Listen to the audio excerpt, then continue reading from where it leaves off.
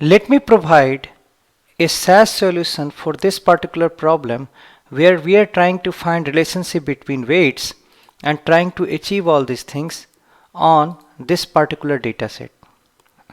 So what I have done, I have saved this data as CSV in very much in the format which suits my operating environment, and then I have uploaded that data here.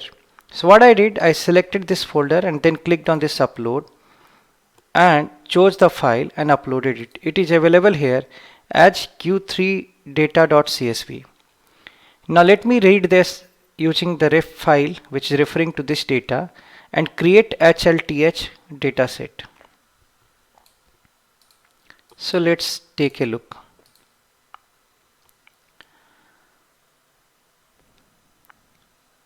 So this is how the data has come. You see there is 183 row which you would not expect because data has actually 182 rows only. So why it is coming? Because there is a blank row, and this has been one of the probably the problem with the web environment, but anyway we have the method of dealing that. So let's first check the contents. So looks like all the variable has come properly, but think of air weight, body weight, gender, like all these, water weight has come numeric, and air weight, body fat and water weight was containing a star. See here, you had in row 57 you had a star here, in row 66 you had a star here for the air weight. So how it is able to do it? What it has done? So to do that, let's open that data set and see once again what it has done. So let's go ahead, take a look at this data set. Let's go at row 57. So in row 57, if you think of what it has done, it has put missing for the body fat. In row 66, it has put missing for the air weight. So SAS itself understood that these variables should be numeric, and it has replaced star as missing value. So that has solved a lot of problem. So what we can do, do if air weight is missing and water weight is missing, delete. So it will, out of 183 row, it will remove the last row because the last row has all these things missing, as well as it will remove that 157 row, think of 66 row which has air weight missing, and it will remove the 155 row where water weight is missing.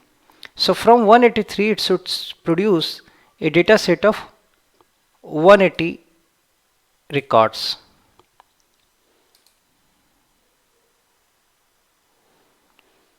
So that's what you have got it here. Let's go ahead and discover the linear relationship. So I'm using the procrec command, model air weight and water weight, and the plot command so that I can get the graph as well.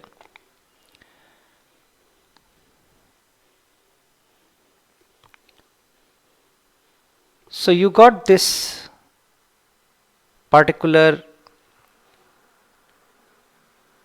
statistics which shows that your R square is 0.4716, adjusted R square is 0.4686, and it has produced the plot as well. So you can see that on an average, as the water weight is increasing, air weight is increasing. It has also produced the coefficient interval for this linear regression fit and all those things, and it has produced the statistics here. So it has definitely shown the relationship. Now let's go ahead, see that if at all you add two additional variable, body fat and gender, can it improve the accuracy of the fit or not? So again I am treating the gender doesn't have any missing, body fat has one more missing. So when you run it, it will remove one more row. So from 180 row, you will get 179 row. Because 57 row was missing there. So that's why you have got 179 row. Now I'm doing air weight, which is now the dependent variable, and water weight, body fat and gender as the independent variable. Let's see what it does.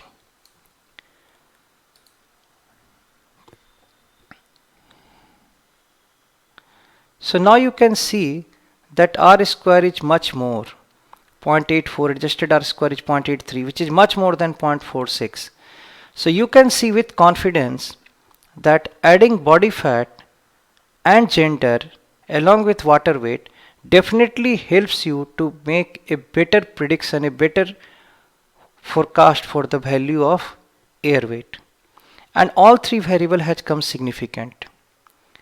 The plot wise also, like you'll have to have three things, so that's why you're not seeing here, but you can very clearly see that how the relationship has come together. And you have many things like residual, proportionless, all those things. For non-technical people who say that he does not understand the meaning of linear relationship, what to do? Or regression. So let me just get the percentile for water weight, air weight. So using proc means I got all these percentile value. Let's run it. Let's create the groups.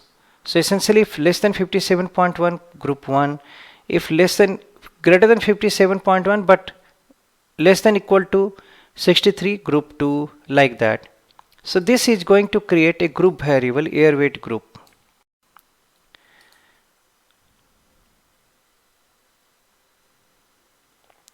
So it has created.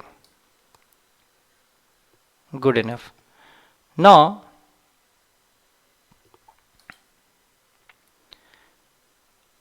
take a look at one more thing.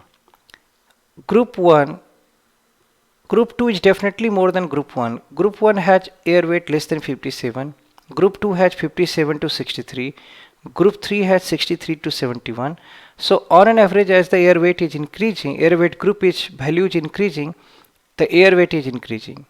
Now for each group, let's calculate the average of water weight.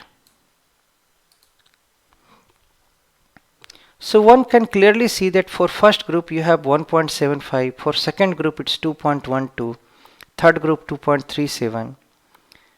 So one can clearly say that 1, 2, 3. So as the value of air weight is increasing, because group 2 has more value than group 1, group 3 has more value than group 2, as the value of air weight is increasing, the average water weight is increasing.